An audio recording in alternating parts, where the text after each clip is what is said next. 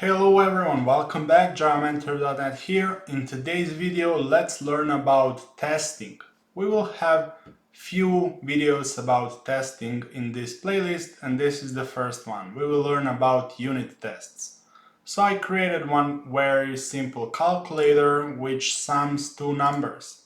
So if you pass 5 and 3, the result will be 8. Now this calculator obviously works. By obviously I say if I look at it, I see that code is proper. Even if I, start application and I try this calculator, I see it works.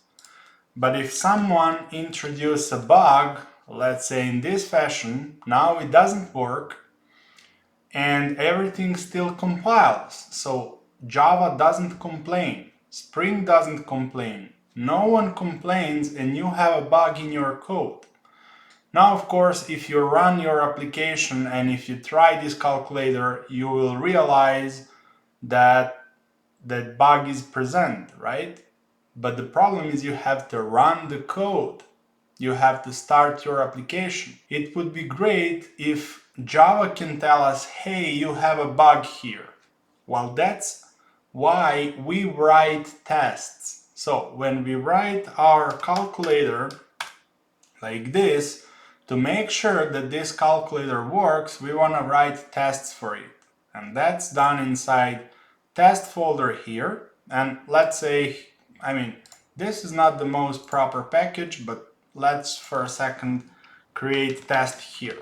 Calculator test. We want to write unit test, and usually the name of unit test is name of the class and then suffix test. I will explain why it's called unit blah blah blah. Let's just finish the test and see how it works. You want to write one method here which is called, you can give whatever name you want, but let's say test adding.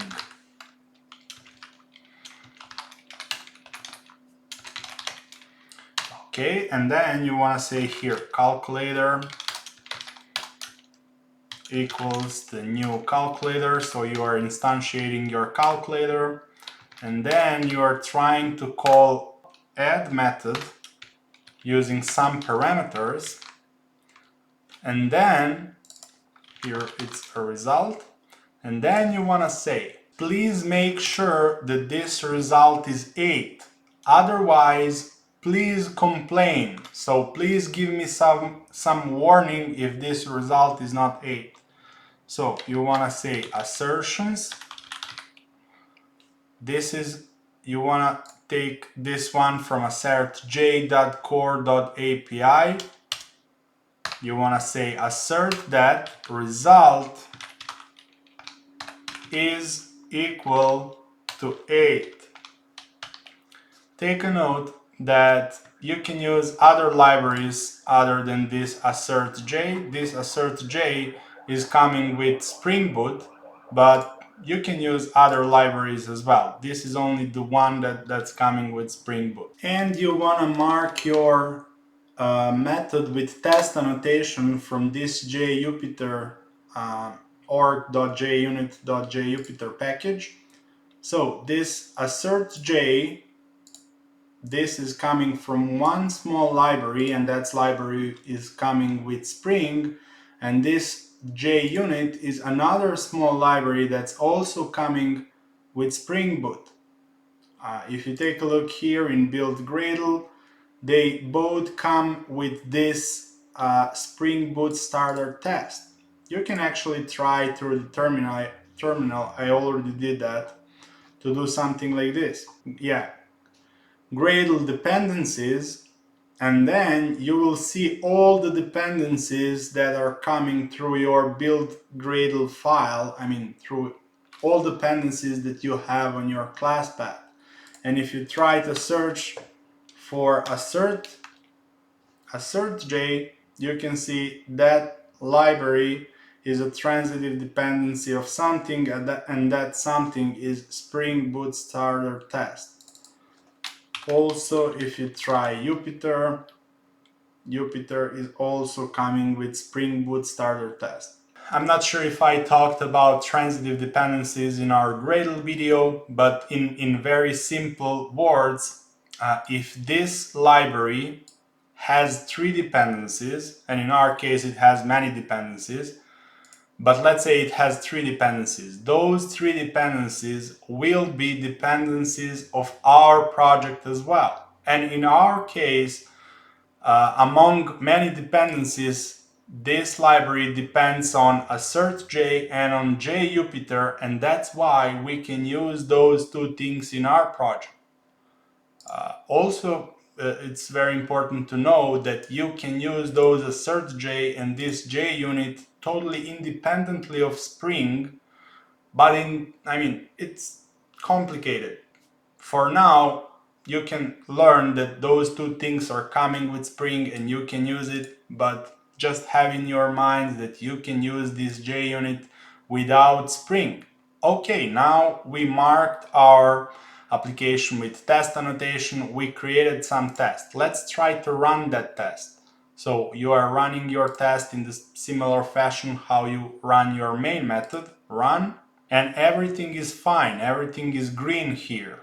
Now, if we try to introduce some bug, let's say here +1, and if we try to run again, we will see that some tests are failing. It's telling you here, I expect the results to be 8, but it's actually 9. So your test is failing. You don't need to start your application. Even before starting application, your test is failing. So if you accidentally introduce bug in your application, your test will fail. If you're using Gradle or any other build tool, you can start all of your tests using Gradle test command. Okay, if we try that, let's see what will happen. Well, in our case, our tests are failing. And you have here some index.html which is telling you what's the problem. And this Java Mentor application tests, something is wrong there. And as you can see, this is marked as Spring Boot test. We still haven't learned about that. You can delete this test for now if you want, but this fails for a very good reason, and it's probably failing on your machine. That's why I'm showing it to you. So what it says, caused by, could not resolve placeholder db.url in value, blah blah.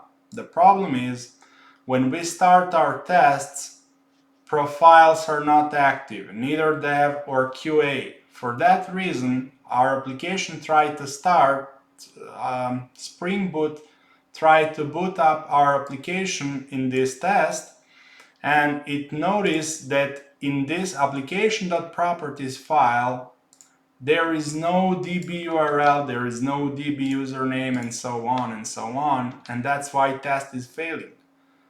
It's ignoring this -dev and -QA because dev and QA profiles are not active in the test. So if you try just to delete those dev and QA properties file, and I just moved this to our normal application.properties, let's rerun our test now to see if it will work. Now build is successful. Now everything works and everything is fine. And we learned how to write unit test.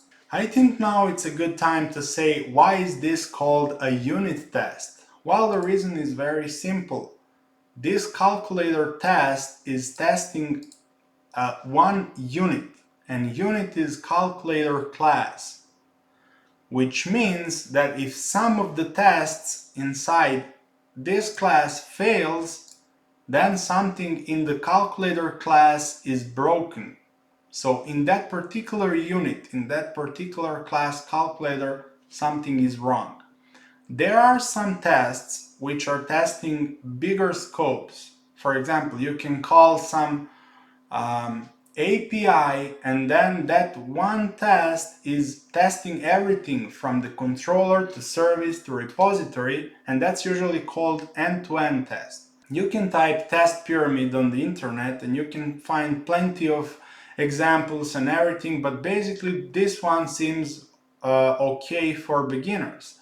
Three types of tests: unit, integration, and end-to-end tests. Notice that surface area of this unit is bigger than surface area of integration, bigger than surface area of this end-to-end, which means that number of unit tests should be biggest. So you should have more unit tests than integration tests. You should have more integration tests than end-to-end tests. And notice these lines here. Unit tests, those are the fastest and the cheapest tests. And those end-to-end tests, they are slower and they are more expensive. What does this mean? It means if some unit test fails, well, you know which unit is broken.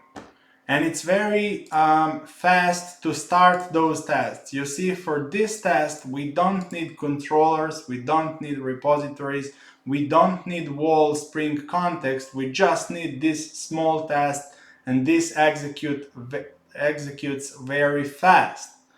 On the other hand, when you are starting end-to-end tests that test everything from the beginning to the end, you need wall spring context, so maybe starting of your tests will take 15-20 seconds, and if something fails in one of those tests, you are not sure in which class the problem is, because your request went through, I don't know, 5-6 classes. So you need to go to the debug mode to see which one doesn't work, and so on and so on. In the next video, let's try to write some integration or end-to-end test. But before that, in the next video, we need to learn about mocking and to learn what is that. See you in the next video.